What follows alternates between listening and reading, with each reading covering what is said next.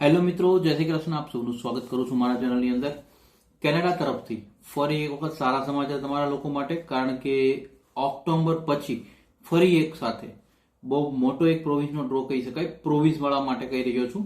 તો એ લોકો માટે આ ગુડ ન્યૂઝ છે. તમે બી તમારું ઈમેલ ચેક કરજો, જો આની અંદર આવતા હોય તો તમને બી આ નોમિનેશન આવ્યું હોઈ શકે છે અથવા તમને આ સિલેક્શન મળી શક્યું હોઈ શકે છે.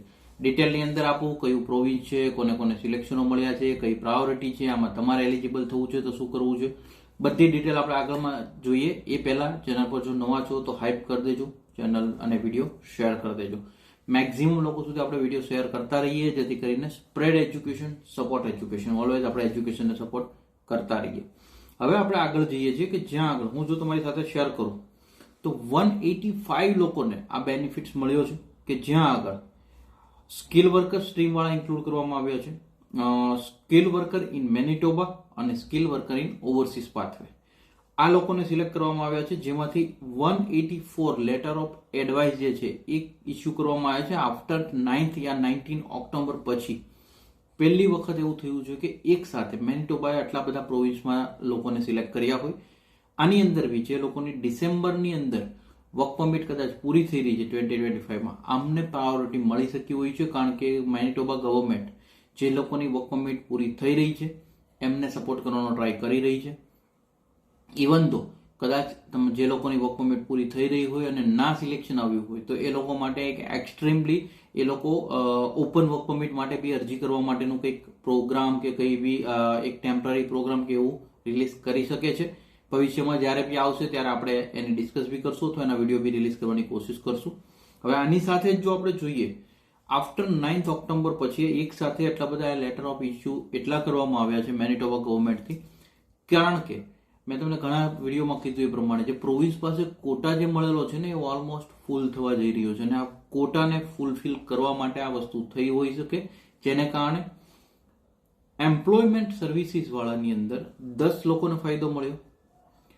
ફ્રેન્કોફોન કોમ્યુનિટી હું ઘણા વિડીયોમાં કહી શક્યો છું, આવનારો સમય ફ્રેન્ચનો જ હશે. હમણાં થોડા ટાઈમ પહેલા બી આપણે જોયું 6000 લોકોને ફાયદો મળ્યો 408ના CRS પર.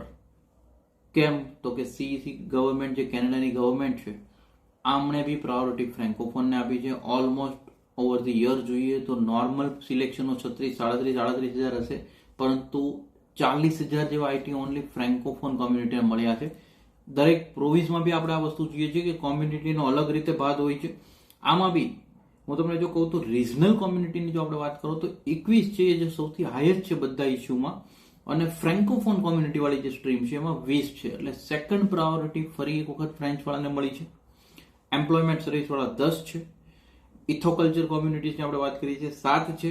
ટેમ્પરરી પબ્લિક પોલિસી અંડરમાં જો આવતા હો તમે લોકો તો 126 આઈટી જેની અંદર ઇસ્યુ કરવામાં આવ્યા છે.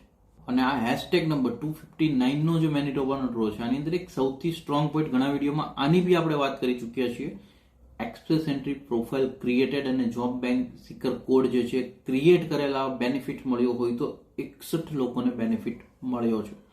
કદાચ ઘણા વિદ્યાર્થીઓની અંદર આની અંદર સિલેક્શન મળ્યું હશે. જેમને બી સિલેક્શન મળ્યું હોય બધાને પહેલા તો કોંગ્રેચ્યુલેશન.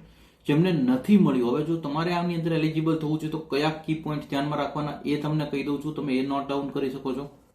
જો કદાચ તમારે બી આ પ્રોગ્રામમાં એલિજિબલ થવું હોય તો તમારે કયા કી પોઈન્ટ ઉપર રિસર્ચ છે, તો ટેમ્પરરી પબ્લિક પોલિસી રિસર્ચ કરતા રહેજો, open work permits, provisional nominee program, Manitoba skill worker, overseas skill worker, આ બધી સ્ટ્રીમ્સને તમે ફોકસ રાખી શકો. ફેક્ટર્સ તમને કહું, 1560 કલાકના જોબ એક્સપિરિયન્સને ફોકસ થાય છે. જ્યારે ફ્રેન્ચ શીખ્યું છે ફ્રેન્કોફોન કોમ્યુનિટી, IELTSના બેન્ડ એટલે કે એજ, એજ્યુકેશન, એક્સપિરિયન્સ, IELTS અને વર્ક એક્સપિરિયન્સ જે કેનેડાનો છે, આના ઉપરથી આ સિલેક્શનો થઈ રહ્યા છે. તો તમારે આ કી પોઈન્ટ્સ જે છે જો ધ્યાનમાં રાખશો તો ભવિષ્યની અંદર તમે આને ફાયદો લઈ શકો છો. પ્લસ કોની વર્ક પરમિટ ક્યારે પૂરી થઈ રહી છે, કારણ કે આની અંદર જે લોકોની અરજી 31 ડિસેમ્બર સુધી પૂરી થતી હોય એમાં પ્રાયોરિટી દેખાડી શકાય છે. જેમ નેક્સ્ટ કદાચ ડ્રો આવશે એની અંદર આપણે એવું બી જોવા મળે કે જે એ પછીનો સ્લોટ હશે એમને આ બેનિફિટ મળે. તો જે લોકો બી આની અંદર આવતા હોય એ લોકોને અમે આજે એક મદદ થવાની કોશિશ કરી છે. સરળ કોશિશ છે, અહેવાલમાંથી જેટલા કી પોઈન્ટ છે જે બને એટલું તમને આપી શકાય એવું છે અમે આપવાની કોશિશ કરી છે. જો કોશિશ સારી લાગી હોય તો હવે વિડીયોને એક લાઇક કરજો, મેક્સિમમ લોકોને વિડીયો શેર કરતા રહેજો. ઘણા અમે કહીએ છીએ પ્રમાણે કોમેડી વિડીયો આપણે બધું ઘણું શેર કરતા હોઈએ. એજ્યુકેશન રિગાર્ડિંગ જો તમે કોઈ વિડીયો શેર કરશો કે ઇવન તો કદાચ તમારું બાળક કેનેડામાં છે પરંતુ મેનિટોબામાં નથી તો તમને લાગુ નથી પડતું, પરંતુ તમે કોઈકને શેર કર્યો હશે ને એમનું બાળક જો મેનિટોબામાં છે કે જેને ખ્યાલ નહોતો ને જો ખ્યાલ મળી જશે તો ઇનડાયરેક્ટલી આપણે હેલ્પફુલ કોઈને થઈ શકીએ. અમે અમારી એક ખાલી રિક્વેસ્ટ કરીએ છીએ, ચોઇસ તમારી છે. Spread education, support education, always એજ્યુકેશનને સપોર્ટ કરતા રહેજો. Thank you so much. જય હિન્દ, જય ભારત.